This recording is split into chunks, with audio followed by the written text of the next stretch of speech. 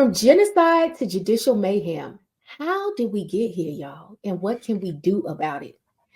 And I know Brokish has been on break, lazy, helpless, but we need to get caught up on all the shenanigans. And most importantly, what can we expect from season 9? I'm so glad you asked because we are talking about it after the break. Brokers, welcome to another episode of Brokish, where we talk about the unbelievable ish this country has done to keep us broke. Now here are your hosts, Amber and Erika. Hello, everybody. This is Amber. And I'm Erika. And we're back. Amber, we've been doing this show for a long time now, just me and you. So it's supposed to be like, hey, brokers. And you be like at the beginning adding other stuff. Like that's supposed to be like some signature sign-on stuff. You know what I'm saying? And I feel like, can't you just keep to that part of the script? Like you don't have to be, but can you just, like I want to address the people because those are our people. They are the broker. Like, anyway. You know what, Joe Jackson, I am sorry. Okay. Maddie Moss Clark, I'm sorry. And I will do better. I will get out the bed at 4 a.m. and I will work on my part. Okay. So forgive me. Okay. Erika Moss Clark, I'm very sorry. Because when the revolution comes, Amber, we're going to have to follow directions. Right? We're going to have to do things in decency and in order. And so I'm training you now. Wow. All right. Okay. So she done went from Joe Clark to Maddie Moss, from Joe Jackson to Maddie Moss Clark to Huey Newton in 3 minutes. Okay. This is apparently revolution training. So welcome to season 9 of Revolution Training. Okay. With your co-host. Anyway, Amber, it is so good because we've been on break for a while now. Let me just say that we've been on break for a while now. And y'all, I have been trying to get us back, but you know, Amber, she likes her break. She likes her self-care. Again, when the revolution comes, Amber might have to stop to get her manicure. I don't know. But the point is, I'm glad that she is back. We are back now, right? It's been a couple months. It's been a couple months, right? Yeah, a couple months. So now we're back. And I'm happy to be back. You happy to be back, Amber? I am. I see that capitalism still has a stronghold on you, and you are still on my prayer list. Productive Patty. Okay, so forgive me that I need to take a break. I have 724 kids and a lot going on. So yes, I be needing a break to get my life together. And unlike one of us, okay, I am doing the best I can to rebuff these systems that tell me I have to always be on and producing, because that is a lie from the pit of hell that we do not subscribe to here in the brokish space, despite what Joe Jackson's offspring would like us to believe. Okay. You are absolutely right, Amber. You are absolutely right. And I love that for you. And I love that for all of us. So no, you're absolutely right. And the gag is, she know I ain't even had a real break. Okay. I ain't even had a real break. Okay. But we back. Y'all, we back. So I'm excited about it. So what have you been doing over this thing that was not a real break, Amber? Well, I mean, we had the holidays, which was beautiful chaos. Okay. I'm sure all the parents. I like how you say that. Yes, all the parents and the caregivers know, you lose your biggest, piece of leverage after the holidays, because for I think 60 days straight, I was like, I'll throw all this shit away before they got it. And then, I gave it to them. And now they can't find it. So I can't be like, well, I'm going to throw all this shit away if y'all don't stop. They're like, girl, we done lost it and broke it anyway.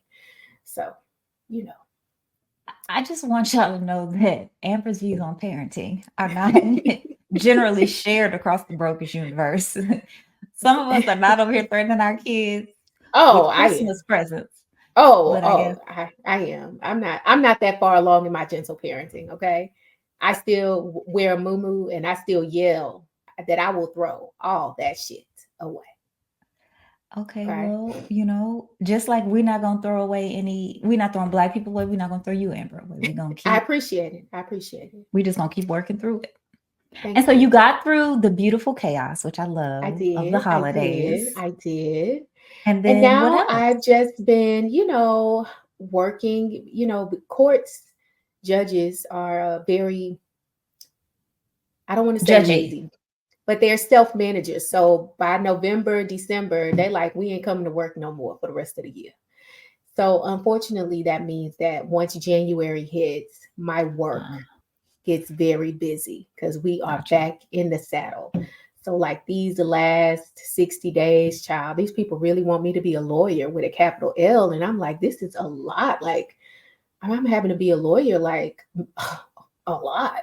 This is taking a toll The- on me. I don't even know work for all this money. Oh I my know. God. This is a It's lot, crazy. okay? Okay. So yes, Crazy. I've just been a little busy with work, just trying to, keep a little roof over our head. I'm just gonna keep moving. I'm not gonna say anything. So you've been working. Yes, you yes, you've been working, but I still have. managing to read some good books and some things like I that. have, y'all. I've been reading some good books, Savannah. And I have. we're gonna talk about some of them later on in the season. That's part of what we'll do in season 9. Yes, yes. Let's I mean, is talk about Brokish some of the books. basically a book club now? Like, do we Don't need the start. Brokish? Do we need the Brokish Brokish is book not. club? We Season 9 don't. Brokish book club? We can't even have brokish without a lot of breaks. I don't think we need to have a book club, Amber. I think let's just do what we're doing. Let's just stay on the path. But anyway, What now I what know what you, what have you been doing? thank you. I was waiting for you to, I was down on the Pr- inside waiting for you to ask. productive Patty. Tell us what you've been doing. Tell us. Well, I feel like Amber, I hate making these sort of declarations because I don't want to be wrong and I don't want to be one of those people like this is the year that Jesus is coming, but Jesus don't come, and then everybody's like, you're wild. So, but I feel things happening in 2024.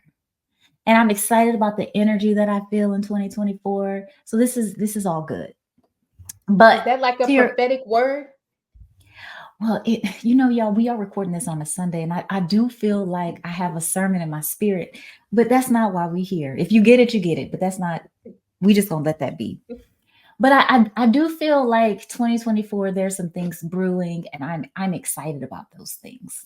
So one of the things that was up for me is I guess it was just a week ago. So like a week or so ago, I went to my first conference of the year. And first of all, I want to say shout out to the conferences that are primarily for and hosted for Black folks, because those conferences are great and they accept you and your work, and you send your stuff and they don't turn you down and they're not all judgmental. And I love that. I love those spaces. I love that. Anyway, so I got to go to a conference. And this Love conference was it. especially good because I finally got to meet Jared Ball, the Dr. Jared Ball, in person. So y'all probably know Jared is like my mentor and he's on my committee. But after all of these, so I went back as a part of this research, Amber, I went back to look and see when we actually met him for the first time. So it's been like 4 years, never met the man in person. And he's been so, and I don't think I'm overstating when I say, but he's been so vital to my academic journey. And so to actually see him in person was really, really great. Love it. So, yes, so we got to co present, and Amber. So we are sitting in the audience before the session starts, right? Oh my gosh, I'm getting emotional. And we're in the audience, and then there's this woman who comes around and she's like, I just wanted to say hi. She's like, I am a fan of y'all's work and I follow your work. And I was like, oh, thank you. But I was like, oh, I know you're here to talk to Jared. And she was like, no, I'm actually talking to you too. And I was like, oh Oh, my God. Oh my God. Remember? And so she was so gracious. And during the presentation, she took pictures and everything. And afterwards, I met her and she actually like was my conference bestie. Like I feel like at every conference you go to, you meet like a new bestie. She 100%. became my so shout out to Tanisha. But that was so great because I know you don't believe it, Amber, but I really do need validation. And sometimes like when I'm at those points of, do we come back from break? Like, is it worth it? Is anybody listening in the void? Does brokish make a difference? Then I will meet somebody like Tanisha, and it's like, it really helps me. So I don't know if that's how you feel about it. Yeah, But anyway, 100%, 100%. And I had to learn a long time ago that most people who are trying to do righteous work are never going to get, sort of those attaboys and those applauses while they're doing it, while they're alive. History has a way of being retroactive in that way. Like people look back and they realize, like, oh, I get it now. And so sometimes I remind myself that the road less traveled is also the road less applauded too. And that doesn't always feel good. And it can make you feel like, what am I doing wrong? Because obviously, if I was doing it right, it would be bigger, it would be grander. Um, but yeah, I have to sort of pause and take those reminders too. But I'm a little more optimistic than you. I think just my natural disposition. yeah, So it yeah, doesn't weigh me down as much because I feel like if when this is all over, if one person understands the way that this system is conspiring against them and has a little more in their arsenal to do life differently in light of that, then as my grandmother used to say, my living was not in vain. Okay. bang. You And know? look, but to that point though, Amber, this is why I can't stay optimistic. Because at the same time that it was so great to have some validation and to meet people who I think see us. I also met somebody who has actually been on our show. So I didn't meet him, I just saw him, right? Has actually been on our show. And we got to talking, and somehow he said to me, but Erika, don't you have a show about entrepreneurship and people being capitalists? And when I tell you, Amber, I wanted to pounce, okay? I wanted to be like, and fight this man. And not only that, this man called me the N word, Amber. Looked me in my face and called me a neoliberal. And I said, oh, Jesus, no, not a neoliberal. And I mean, listen, Amber. I'm proud of you though, because you are living to tell this story on the other side of a bond hearing. And so I'm proud of you. Look, look, I'm proud of you, because a lot of people because don't know you from Third Ward, so I'm proud of you. look, I don't want to end up in no Louisiana jail because they do not play in them Louisiana jails. But Oh Amber, boy. Oh, I also want to spend season 9, you and me, making sure that the people understand that Brokish is trying, despite the fact that me and Amber have to go to work because we have to eat and stuff, because that's how they set this thing up. That, or let me speak for myself. Let me not speak for Amber. Erika ain't no capitalist. Like, let's be super clear. I'm not a capitalist. And I think my record supports that. I left what was and would be considered by many people to be a very lucrative career to now make pretty much $0.03 to do this work. And I feel like that is not a capitalist move. no, it's And not. so that's not who we are. No, no. Now I still go to work every day because the math is mathing for me, and I have a whole bunch of kids and a whole bunch of responsibilities. But I try my best to recognize the ways that I'm entrenched in the system, and that the system confers privileges upon me because of where I exist in it, even intersectionally as a Black woman. And so I try very hard to use that privilege to do what I'm doing, which is to take all this neoliberal, classical education that these white people then gave me and then give the game away, right? That's what I can do. I'm not in a position where I can leave my job, but if I can give the game away, I feel Look, like that's my offering back for the level to which I'm entrenched in the system, right? And so yeah, that's very yeah, listen, sometimes people can't walk and chew gum, and that's okay. Everybody is not able. Everybody's not able, you know, everybody's not able. And so if you want to reduce it down to Black entrepreneurship, then that's a reflection of your own intellectual deficiency, not how we use our I'm not talking platform. about people's intellectual deficiencies. I'm just saying people haven't done the reading. I am. Because if I am. okay, yes. I am saying that if you do the reading, meaning if you watch all the how many episodes we got, Amber? A lot of episodes. If you watch all the episodes, like you will understand that that's not what we came here to do.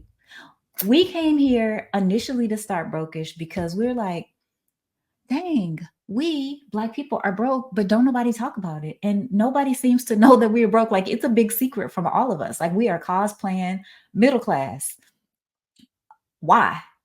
And so we started there and then more broadly started to look around and go, oh, not only are we broke and pretending that we middle class, but we're also not aware of all of these systems that were built specifically to keep us in this position as broke, but beyond being broke in terms of financially in all other ways, spiritually, Yes. emotionally, right? Like that's how it all started. We did not start to come and try to tell people how to get their credit better. We did not start Brokish so that people can understand they can get an LLC and then they can go on to be entrepreneurs. That's not So why I we're thought here. this was about generational wealth, sis. Like that's not what we, I thought we was on here to tell people how to get generational wealth. That's not why we're here. So I hope Amber in season 9 that we're gonna spend a lot of time talking about why we not here and what we are here Yes. for. Because that ain't it. Yes. And look, I get it. It is very easy because I know as a person who is a hater, right? Like very clearly, and I see you shaking your head, like you were like, okay, yeah, I'm gonna go. As a person who is a hater, I get it. I'm a hater. Um, I hear from other haters that they're like, look at y'all, blah blah blah, yada yada yada. Y'all not serious, blah blah. You know what? Like, do what you're gonna do, and we're gonna do what we're gonna do. And what we're gonna do is what we just said we was gonna do. And we're gonna keep down the path. We're gonna keep loving Black people. We're gonna keep talking about liberation. We're gonna keep holding each other up. That's what we're gonna keep doing. So y'all keep doing what y'all doing. Yeah. But Amber, I'm not finished yet though. So Come anyway, on. yeah, I'm gonna keep going. I'm gonna keep going. So Amber, I also have been working with somebody. So sometimes when you are in grad school, they have like these study groups and stuff. So you get on Zoom and you're like working with a bunch of strangers, right? So I'm on Zoom, and this was more than a year ago. I met a guy on Zoom that does not sound anyway. So we started working together on some projects, right? Like he was Yes. talking about the work that he was doing, I was talking about the work that I was doing, and it just sounded interesting. So I was like, let's collaborate, right? Let's get together. And so we started working, we did some work together, but he goes to another university in another city, so I've never met him. So yesterday he texted me and he's like, hey, I'm going to be in town if you want to link up. And I'm like, I was so glad because I got to actually meet him in person. And after all this time of us actually like submitting work together, right? Like, so not just us hanging out in the Zoom room and, talking about philosophy and that kind of stuff, but actually get into that. It was so, I keep feeling like I'm having these experiences where the words are becoming flesh. And we've talked about that, but it's like Yes. they Yes. are. And like 2024, I'm like really, really, really feeling 2024. I really I am so love far. that So for you. And I'm gonna yeah, tell y'all the other reason why she told that story, because she quit me yesterday. So we were supposed to get together and plan, okay? And then so she called me in the morning, okay? Not to say good morning, but to tell me, oh, I'm sure you're up in the apron making pancakes. And I know we had plans, but my smart friends is in town. So I'm gonna go over here and hang out with my smart friends. So you just stay in the kitchen in your little apron and cook pancakes for your kids. And so I just want y'all to know the full context of this whole words becoming flesh, okay? Because back then they didn't want me, but once I get hot and she all on me, just remember season 9, episode 1, the exclusive, okay? Because I know I'm not in the Zoom room with the PhD crew, I'm just in the kitchen in my little apron. But oh, Shondo glory. Amber, Danish Club. look, don't be mad that trad wives are making a comeback. Like, just be happy you're open. You're not the only one. Like, y'all out here flourishing. So it's fine. It's y'all out here I can flourishing. confirm there were no pancakes and aprons yesterday. Okay. But Okay. let me say one thing that did get me thinking from yesterday. So my friend brought one of his friends along to the lunch that we went to. And this is one of these, like, in my mind, these guys that exude toxic positivity, right? Like, it's always, oh my gosh, everything's a blessing, y'all. It's just, I cannot, as a hater, all of that energy is like, ew. But I get it. There are people who are like positive, like they come to the earth and they're happy to be here, and that's great. But when we were eating lunch, Amber, and we connected because we both of us have a kid with the same name. So anyway, we connected over that. So we're at lunch, and he has younger kids. His kids are both under 2. But he was like, Erika, are you proud of your kids? And I was like, yeah, I'm proud of my kids. Like, who asked you if you're proud of your kids, Amber? I was like, yes, I'm proud of my kids, of course. And he was like, do your kids know you're proud of them? I said, well, I think my kids know I'm proud of them. He says, how do your kids know that you're proud of them? And I was like, girl, I'm sitting there trying to eat my hamburger thinking like, well, because I tell them they're doing a good job and stuff. But I feel like he caught me flat-footed, right? Because I'm like, am I telling my kids I'm proud of them? Do they explicitly know that I'm proud of them? So I start thinking about this. And so, of course, I'm thinking about it within the context of my kids, but I'm also thinking about it within the context of Black people. I'm like, do y'all know we proud of y'all? Like, in all the things that are going on, like, I'm proud of y'all. In spite of all the things, I'm proud of y'all. I'm proud of us. So I want us to, in season 9, I want us to know that we proud of y'all. Yeah. I feel led to give an offering to the brokers. I'm going to share with you guys something we have in our house. It's called the Proud of You song. And I sing this song to my kids when they do something right. I'm so proud of you. I said, I'm so proud of you. Hey! Wow, Amber's making me look like a bad mother. She's like, not only do I know my kids are proud, or my kids know that I'm proud of them, I have a song that I sing to them to prove it. Well, thank you, Amber. I'm really glad about that. I'm really glad that in your home you have a proud song. We have a Proud of You song, yes. And I want you to sing that every episode in season 9 because we want to remind the brokers that we're proud of them. We are so proud of you. Yes, yes. But what we're not proud of is all the crap that's been going on happening in this street. Okay, but we are proud of y'all for recognizing the shenanigans and not falling for the banana in the tailpipe. But the shenanigans are still shenanigans, and I hate that for us. Okay, I hate that for us. Yes, yes. So what are we gonna talk about? Because y'all, first of all, y'all know I'm the main one to be like, we need to work, but I'm gonna be on Amber's side today and be like, we're gonna ease back into this thing. Okay, so. Next episode, we're going to give you today.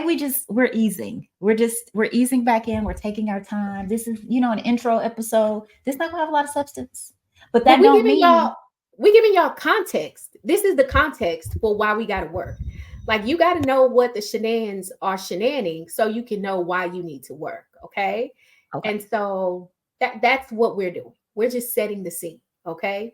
And making it very clear that this shit is still happening and it's going to keep happening if we don't get out here and do our work, okay? Starting with y'all's favorite ex-president who thinks that he can drop some sneakers and say that he's being oppressed by the criminal justice system in solidarity with Black people. Like, Jesus, where you at? And why? Well, why? Amber, don't niggas like tennis shoes? That's what...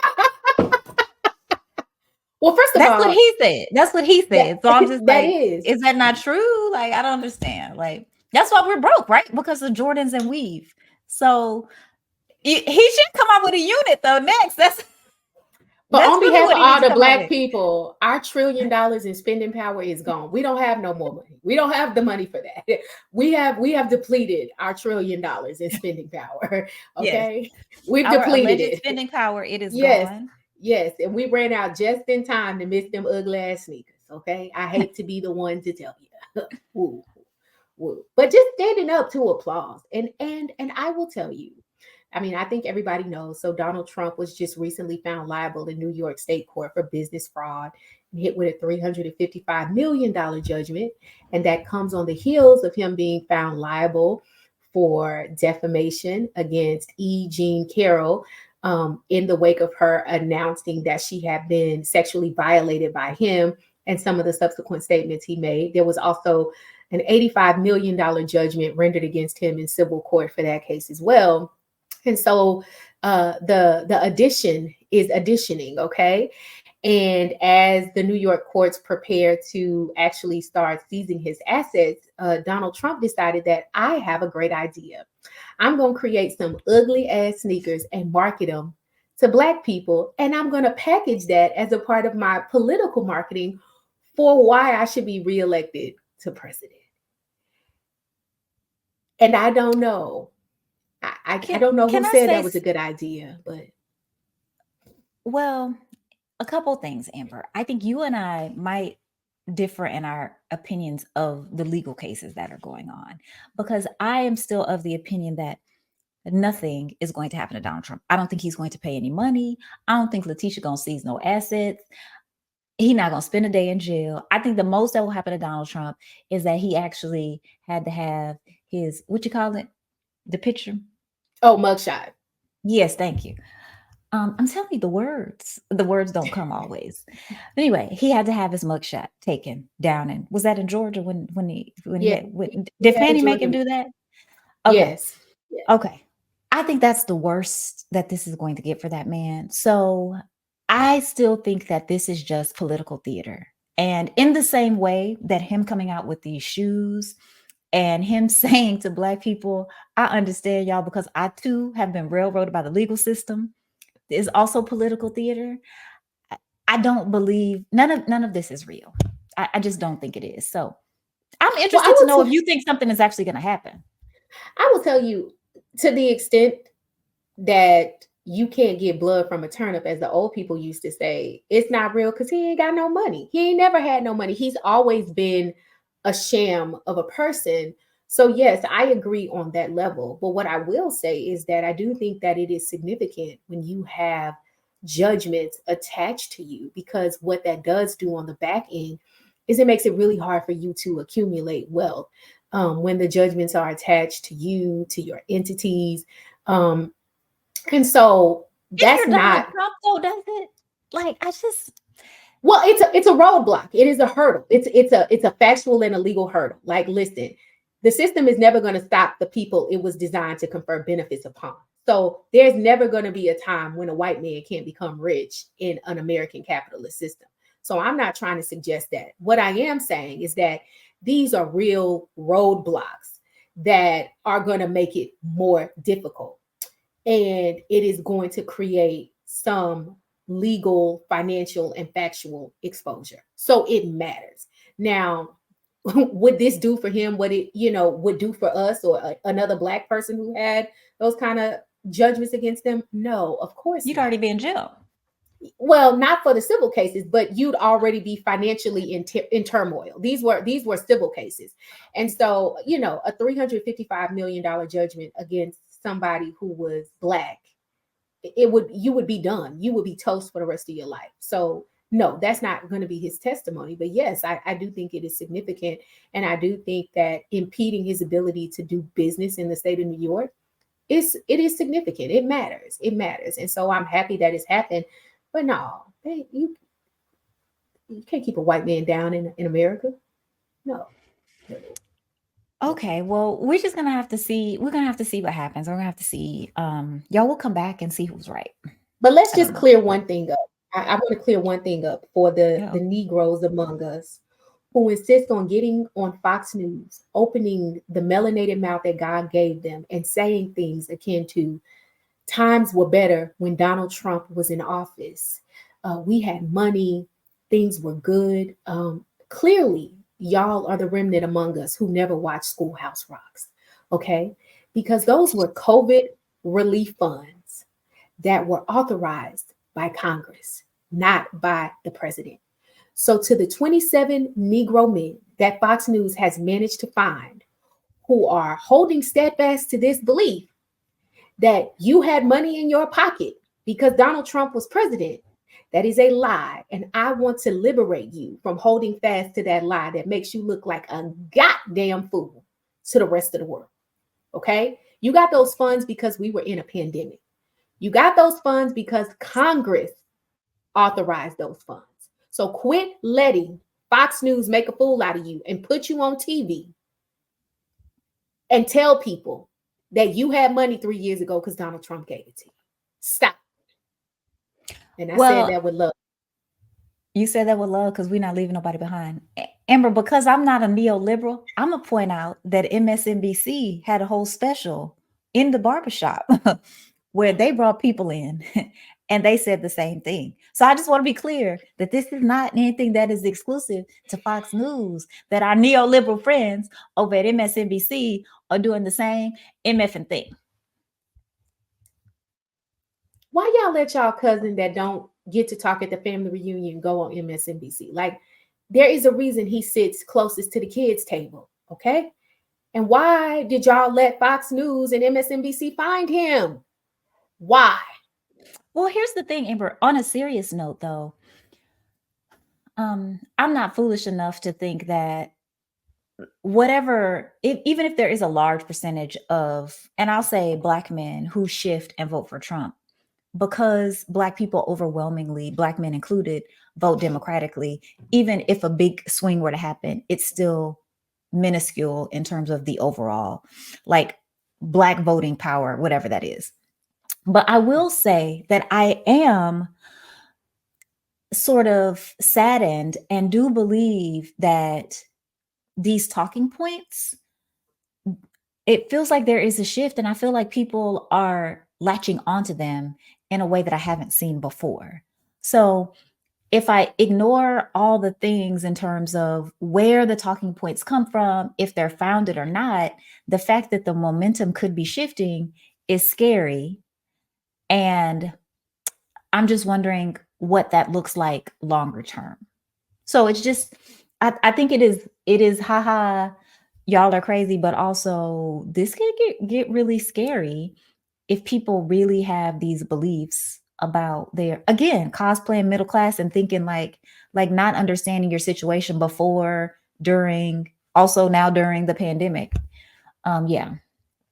And I think that's also amplified by the fact that we have two awful candidates being put forth by the main political parties here. And so all of the things that you're talking about are sort of magnified by that, because there's so much discontent with the main candidates that it almost begs for those corners to become mainstream, because everybody got a beef. Yeah. And I don't think, I'm not going to talk about Joe Biden. I'm not going to talk about Donald Trump because I don't even want to get into it. Like, yeah. I don't even want to get into it. But yeah, I think you're right about that. We are wondering why people are mad about bad options when we gave them bad options. So correct. Not we, they. I had nothing to do with this. Okay. So we're gonna see what happened to Trump now. But if I see anybody on the street with them shoes, Amber, what are you doing if you see anybody on the street with the shoes? Like, what are you doing? I have already had this conversation with myself that I am going to do the best I can to try to withhold judgment, because you don't never know financial situations. I still remember the time I seen this white man in an AKA shirt when I was in New Haven, Connecticut for my trial tournament in college. I kid you not. And what I learned afterwards is that apparently there is a shelter for unhoused people that's kind of close to the campus, and they just give this stuff away indiscriminately to people, like to come. And that man was walking around with a shirt with an ivy leaf and 20 pearls around it. I had to learn, like, you don't know everybody's story. So I'm going to do my best to withhold judgment, because I hope at the end of the day that all these shoes end up in a shelter somewhere for people who need, the necessities of life. Yes. So I'm just going to try to do the right thing and mind my Black owned business. Okay, that's fair. Because we don't know. We don't know. Because we don't know. We don't know. We don't know people's stories. You don't know. So yes, but what I do know though is that I think that Donald Trump is a special kind of horrible. And I think what is happening against the backdrop of this Fonnie Willis situation just reaffirms, if you don't learn anything else here, that this system will always rise to protect white men. Okay. It will always rise to protect white men, whether they get a sneaker line. I mean, because, I couldn't even get an apartment because I owed $259 to a credit card I got in college when I tried to get an apartment in law school. So how you have a whole $355 million judgment against you and you out here getting somebody to finance a sneaker line for you? Okay. It just look beyond the optics, look beyond the ridiculosity of it to see what this is really teaching us. Okay. Because just know that if you ever get caught up in the system, you're never going to have enough money to hire lawyers to create a whole sideshow to distract from the fact that you literally tried to interfere with a federal election, right? And I just think that those are the things we need to be talking about. Like our girl Fanny did not make the best choices. But what this is a political display of privilege, right? It's a political display of privilege. Do you know how expensive it is to hire a team of lawyers to try to disqualify the prosecutor in your case because of who she's sleeping with? So Amber, tell us just I don't want to spend a lot of time on Fanny. No, My I favorite don't thing either. about Fanny is the videos that Plies makes because he has this crush on Fanny. That's my favorite thing to see on the internet about Fanny. But tell us just real fast what happened. What's happening with Fanny? So, we all kind of know how the system works. There is a county elected official who presides over the criminal justice system in that county. That is the district attorney. Fonnie Willis is the district attorney in Fulton County. Because she is an elected Democrat and elected officials are required to avoid impropriety, which is like bias, injustice, and even the appearance of impropriety, she recused herself. Okay. Yes. Okay. And we're talking about the ideal, not the actuality. So she recused herself and appointed a special prosecutor, which is supposed to be an independent, disinterested person who can come in and be the agent of justice to make sure that the defendant's constitutional rights are protected. But in Fanny's case, he was special. Special. Is that what happened? He was special, very special. Okay. Nathan Wade, who was appointed. Yes, and listen, I'm married, but I ain't blind. Nathan is not ugly. Okay. Okay. Even see him. Nathan is a nice, tall, dark frappuccino. Okay. God did his good melanating work on Nathan. Okay. Let me go see. Yes. So Nathan Wade was appointed the special prosecutor, and there were 2 additional prosecutors appointed as well, completely outside of the Fulton County office, right? So what happened is, and let me tell y'all, I'm going to drop a few nuggets.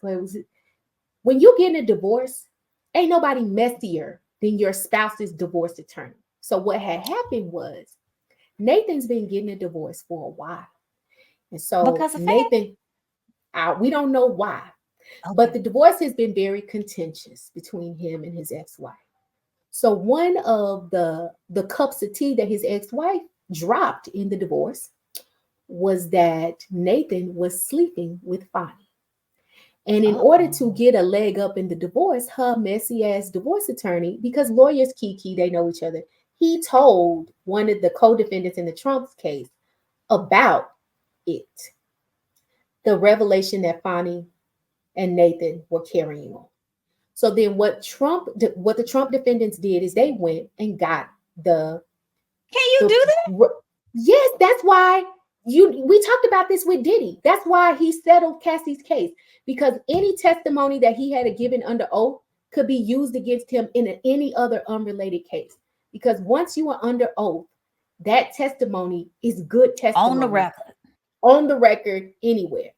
So the Trump co-defendants went and got the public records from the divorce proceeding to see what the allegations were concerning Fonnie and Nathan.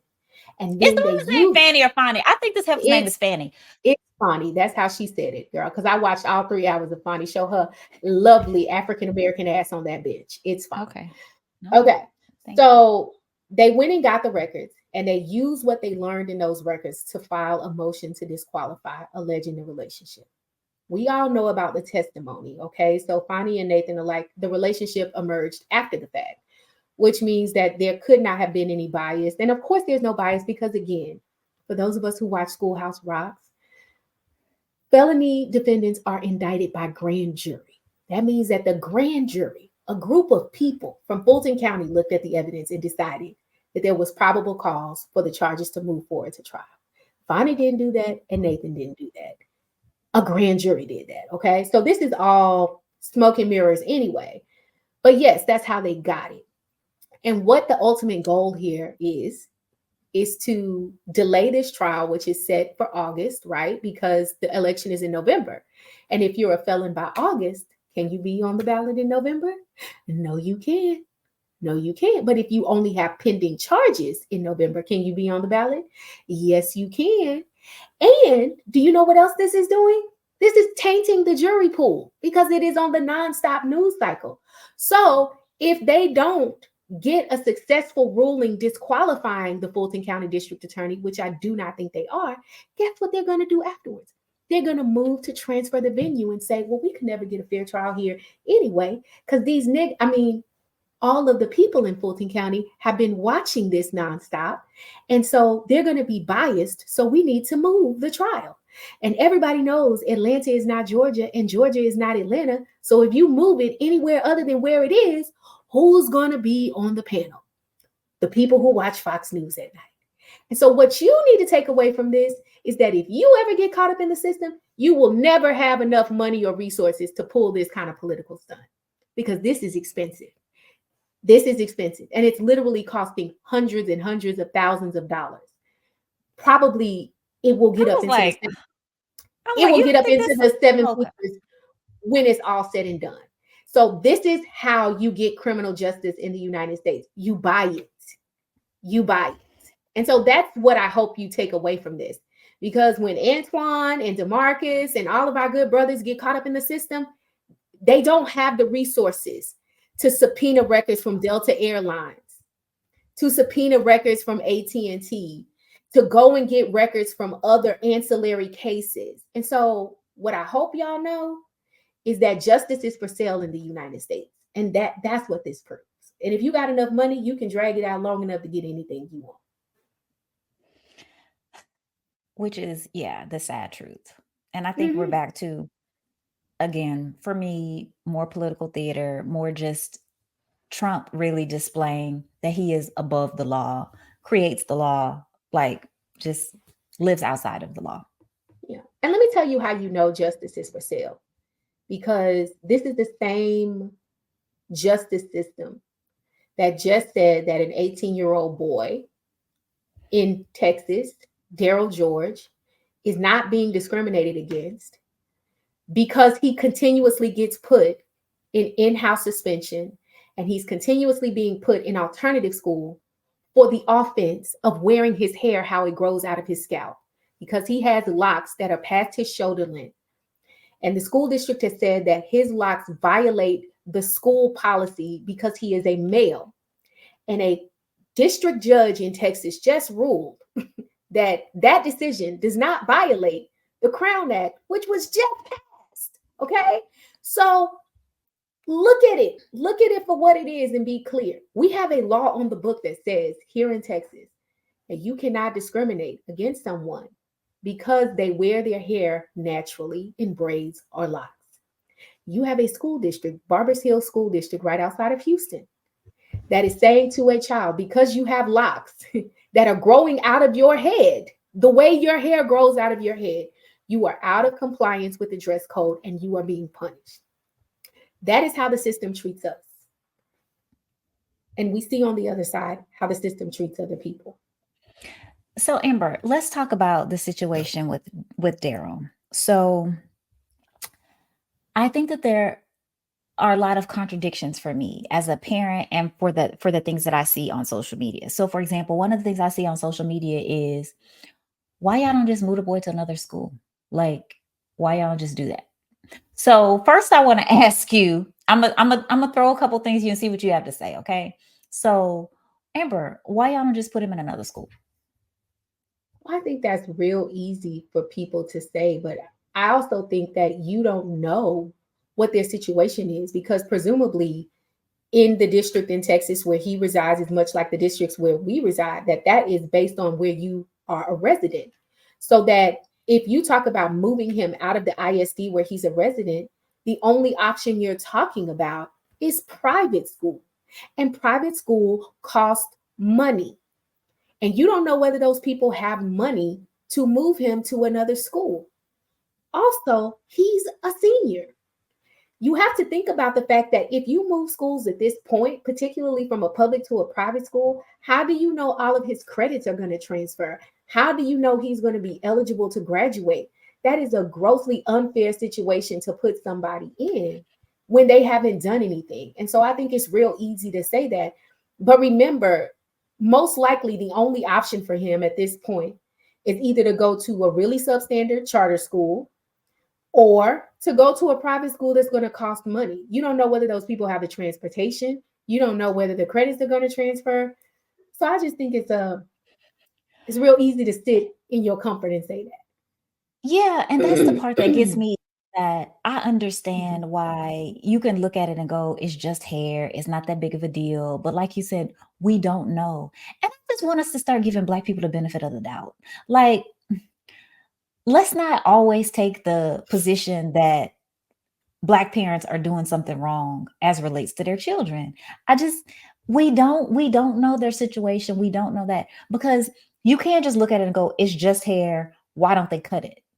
And then while I can understand some people saying that, on the other hand, I'm like, as a parent, what do you want to teach your kids? Like, I don't think you want to use his experience as senior year and him having to go to ISS all the time as a teachable moment.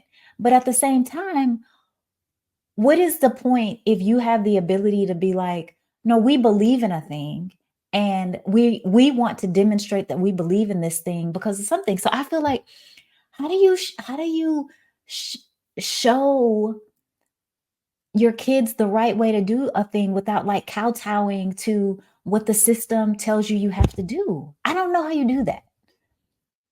I don't think there is a way that you can. Um, I think at some point everybody has to have a line in the sand where they just say enough is enough.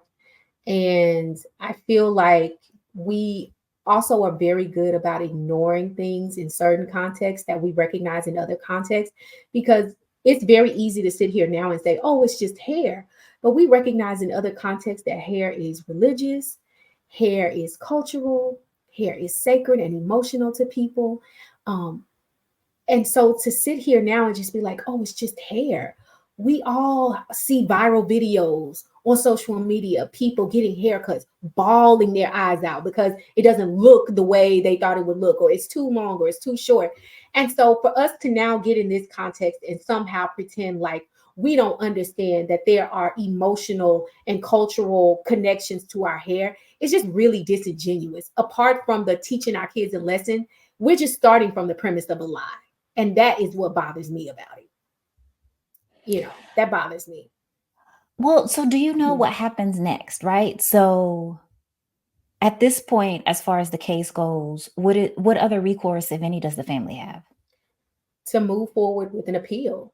And I will tell you that part of what I lament the most is that they are really in a pickle because they have gotten this ruling Graduation. from, yes, from the district court. And it's not just graduation. So, yes, it would be practically moot for him. But the next step beyond this is the very awful Fifth Circuit. And Oh, so, there's just so little hope for there actually being recourse, because as you approach this issue in the state court and as you approach it in the federal court, all the roads lead to more conservative, more, you know, more judges who are going to be less inclined to interpret the law in the spirit in which it was written. And that's really what makes me sad, is that quite frankly, whatever they do at this point will just be symbolic. and I don't want to be the one to point out, because I know we said we weren't going to talk about, we said we weren't going to talk about Trump and Joe Biden, but in my spirit, I was thinking, I really don't want to talk about voting. But to me, this is one of those things where, and not that this, I mean, to some degree, because it comes out of Congress, ultimately, yes, it has something to do with voting. But the point for me is, we think that because we're putting these people into positions that it changes our material reality.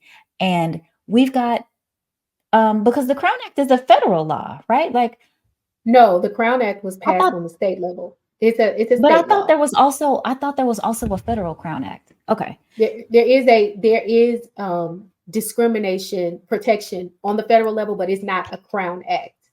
It Okay. is, yeah. I thought it was too. So I'm sorry about that. But in any case, the point is, you have these people who are elected, right, to be able to create these measures that you think are supposed to get you safe, right? So it's like, okay, you vote for the right people, they vote for the right policy, and then ultimately we are better off because of it. But I think this is the clear example how those things get skirted, and it doesn't matter. Like, this act being on the books is irrelevant. And so, again, I have a hard time understanding how we keep talking about voting and who we're putting into public office. And don't get me wrong, I get it. But at the same time, we keep talking about how important it is. But if there is no enforcement, or if there is unfair interpretation, it doesn't matter. And it also reminds you how flawed the messaging behind voting is, because we talk about, oh, you need to get out and vote for your congressperson. You need to get, what this reminds you is that all politics is local, okay? Because this is happening in a school district. All politics are local. And so part of the messaging around voting is really flawed to make you be looking to the left when you need to really be looking to the right, because this is something that could easily be changed if the people in the community were invested in the change. I mean, this is the stroke of a pen policy It where is, the but school at the board, same Yes, but at the same time, you could also live in that community and you are outnumbered. And even if you're voting for, so it's like, it still doesn't matter. no, I get it. I'm just talking about the messaging that goes out about voting and how we oftentimes neglect local politics when we fail to acknowledge that a lot of this stuff filters up. It doesn't filter down. It filters up. And so what I'm just simply saying is that we think we flexing because we run out here in an election year when there's a presidential campaign and we go vote. But then it's like, well, is that the flex, or is going to the school board being the flex? And so I'm just saying, I think we have to do a better job of interrogating and understanding how the system really works, because a lot of the stuff we're doing is not going to impact our everyday life. Those are the things that are happening in proximity around you. Yes, absolutely. It's just so hard. It's so hard. And Amber, it's so hard on so many fronts, because we know we've got all these things in the legal system and all this stuff happening. But then we also know that, again, we're brokish, right? Like, so many of us don't have money. And so I wanted to just take a second. There have been a couple headlines that I found unbelievable. The first one that I saw was basically a New York Times opinion article. And they said in the article, well, what if people start skipping breakfast to save money?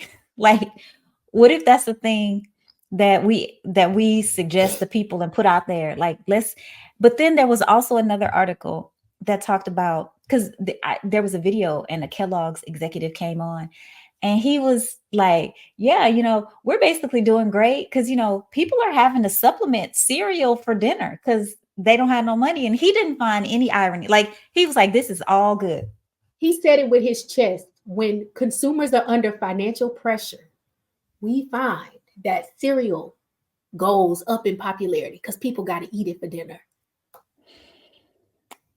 And so I'm like, okay, on the one hand, they like, maybe I need to skip breakfast. And then they're like, oh, maybe I need to make breakfast dinner. And it's bad out here, Amber. I don't have nothing else. It's bad out here. And let me just tell you, I watched the Kellogg clip, and the interviewer tried to give that man an out. Like, you don't mean like, oh, when there's like bad financial times, like people are forced to eat cereal for breakfast. You don't mean that's a good thing? And he was like, actually, yes, I do. And he went back and doubled back with his chest out and said, people are happy to be able to eat cereal for breakfast, especially when they are under pressure. And I just was like, I can't believe we live in a world where this man is double downing on the fact that times are so hard that you making money because people can't afford to eat balanced meals. And so they got to eat cereal for breakfast. So here's the thing that's also wild to me. Like, if y'all haven't been to the Kroger lately, Oh, okay. look, cereal is high. And I don't know if y'all noticed about me. My first job out of college, I worked for Kellogg's. I was in sales. My job was to go to, I had a certain set of grocery stores that I sold cereal, Pop-Tarts, Rice Krispies to. That was my whole job. Back in 1998, cereal was high. But I'm gonna tell you, in 2024, so I'm like, if you think not only about the fact that it's like, let's replace regular dinner with cereal because regular dinner is so high. And think about the fact that cereal is also high, because he was like, oh, cereal is just $1 a bowl. And I'm like, y'all know them serving sizes that they be putting on the cereal. When my kids, I'll be like, look at the serving size and pour the serving size. And They $1 in their a mouth. bowl is high for some damn cereal. Cereal's not supposed to be $1 a bowl. So I'm just like, it's really bad out here. People don't have to be ashamed. He does not have to be ashamed of the fact that he is like, y'all are poors and my bonus is going to be amazing because y'all out here eating cereal for dinner. And I also just want to remind y'all that what really made me kind of sad when I saw it is just the glaring reminder of the thing we don't talk about the most, and that is how expensive it is to be poor in this country. Poverty is so expensive. Sure. Costly, yeah. It is costly to be poor, and it is one of those things that we look over a lot. But you know, if you buy groceries, you're behind, right? But if you buy cereal and you eat cereal and then your kid come to school with silver caps in their mouth, oh, well, you're a bad parent, right? Or if you are, it's just like a cycle. And I was just kind of thinking about that, like how we set people up to fail. And then when they actually fail in the ways that they were set up to fail, we blame them. And it just made me sad. You know, I was thinking about that. I was like, you know, listen, I pay my mortgage on the 14th every month, like clockwork. I pay my mortgage on the 14th, 14 days late every month, and nothing happens to me. I don't pay a late fee. Nothing happens. And people who rent, they got 3 days, 3. And then that's the difference between having another place to stay and your life falling apart. Like that's crazy how we punish people like that, because there's no difference, because whoever owns the house has 15 days to pay it too. You know, they have 15 days to pay it too. And so it's just like watching that clip just reminded me that we really do give people a whole plate full of shitty choices and then send them down the rabbit hole of judgment and condemnation because they choose what they feel is the least shittiest option. And then they just go deeper and deeper into the abyss with each choice that they're forced to make. And yeah, absolutely. And these talking points, we'll package them as financial literacy, right? Yes. We'll package them and be like, these are helpful tips. When consumers are under pressure. Yeah. And the gag is poor people already know this. Poor people know that if I need something to eat and I don't have anything, cereal might be an option. Like, this is not news to a lot of people. Like, this shit is like the New York Times talking about skipping breakfast is not new. Many people have skipped breakfast because they had to skip breakfast. Like, and that's the thing is when the rich people get a hold to it and want to try to resell it, repackage it, and make it feel like tips and tricks for us. It's like, first of all, we've been new, but secondly, how cruel is that? And that's the part I can't understand. It's the cruelty, because what you just told me is that you've been knowing that this is how I have to live, and it was not a cause of concern to you. It was a part of your profiteering strategy. Like that's a part of your profit-driven strategy. Absolutely. You know that when times get hard, people don't have food to eat. You know that. But you know it in the context of how do I drive profits up in my company, not how do I not live in a world where when people are under pressure, I know they're not eating. And the thing And is you that said it on when, national TV. and that's the point, when people get on national TV and say these kinds of things that maybe are reserved for the boardroom, this should be a call for policy action. Like, where are the politicians? When people out here, when you hear this kind of shit, it's like, oh, maybe it's a lot of hungry people, because these are the conversations that we have it in the public discourse. Like, maybe we ought to talk about that. But I have not seen that reaction come out of these sorts of stories, right? The New York Times, or this, when with the Kellogg executive, it's like people just keep moving. And in the same way that states like Texas can be like, no, we don't need federal funds for school lunches. We'll just, like, let's just not take that money. We don't agree with what Biden and his administration are doing, and we think it'll just, in the long term, it'll hurt us more. And Yeah. that is also crazy. Yeah. And then they'll cut Medicaid, and then they will look at people and say to them, well, you should get a job so you can get insurance. And then it's like, well, sir, if you would raise the minimum wage from 7.25, I could get a job and get insurance. But even when I have a job, I can't afford insurance. I can't afford insurance making, even if you make 13, 14, $15 an hour, you can't afford insurance for a family and still bring home enough money to take care of your other obligations. And so, Without skipping breakfast and eating cereal for dinner. okay. And then when you look like and you show up in person like somebody who's having to make those choices, then you get judged for being a bad parent. You know, God forbid your kids got cavities or your kids are malnourished. Well, because these are the choices I'm having to make. These are the choices I'm having to make. Yeah. So I feel like, Amber, as we come to a close here, it feels like the United States and Earth in general is just ghetto. I think, like, so I think Capital that's G. maybe maybe that's just the theme for this episode and this season in general. Yeah.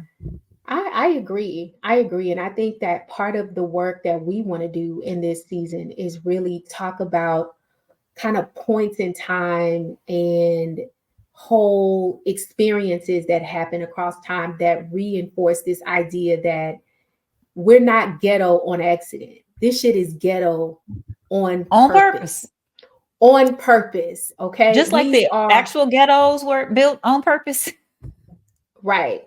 And so part of what we want to do in season 9 is just sort of uncover some of the stuff that we see every day and show y'all that no, this is not a passive phenomenon. That's a byproduct.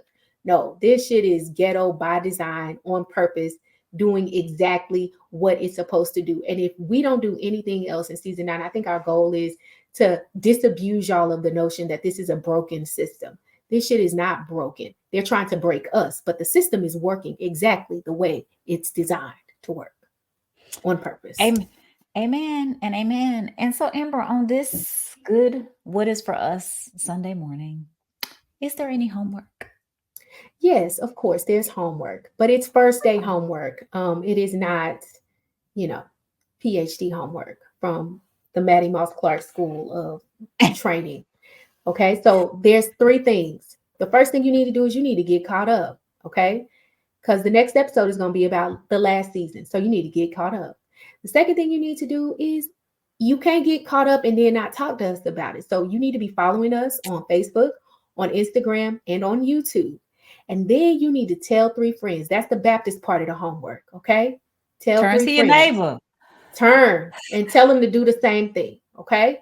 So that's it. And if you can't do that, then shame on you. Well, thank you, Amber. Thank you for that nice transitional homework. So, brokers, we want y'all to know we proud of you. We proud of you because we are still making it. Y'all are still making it, even though this place is ghetto. And I know that it's hard because everybody trying to have peace. You trying to carve out a life for you and your family where you can hold on to the values that you have. And it is just not easy for us to do it. But we've been doing it. We're going to keep still doing it. And so in season 9, we are excited to be back with you. We are excited that you still rolling with us despite these very long breaks that Amber has us taking. So thanks for tuning in. And we look forward to catching up with you on this season of Brokish. All right, good people. Thanks for listening to Brokish. For more episodes, visit us at brokish.com or subscribe, and Brokish will get direct deposited into your favorite podcast app on the 1st and 15th. Share Brokish with your friends and join the conversation on Twitter, Facebook, and Instagram. Music for Brokish is Come Get Some by Blank and Kit. Until next time, goodbye and good luck.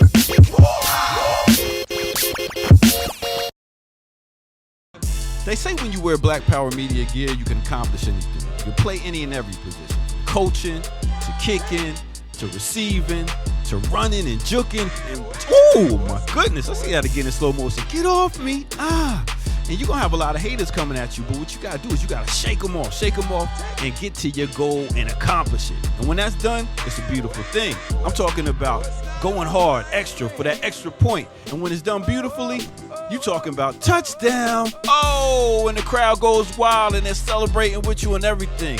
Man, let's see that again. Nice. Black Power Media, baby. That's how we do it. Now go to blackpowermedia.org and get you some of that gear. Empower yourself today. Yeah.